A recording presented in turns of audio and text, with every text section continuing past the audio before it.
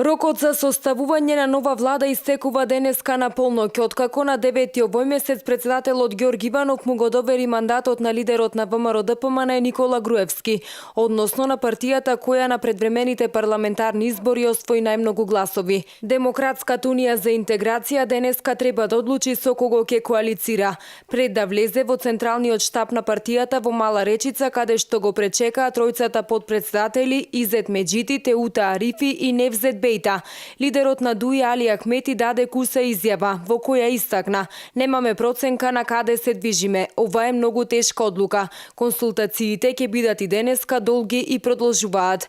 Председателството на партијата до доцна синоќа на седница во Мала Речица ги разгледуваше сите 5 опции: коалиција со ВМРО-ДПМН, со СДСМ или широка коалиција, да се оди во опозиција или на нови избори.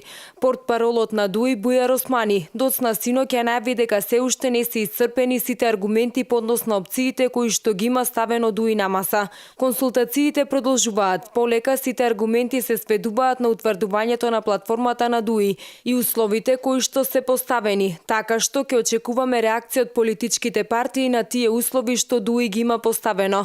Платформата на ДУИ е инкорпорирана во Сеалбанската декларација, изјави Османи.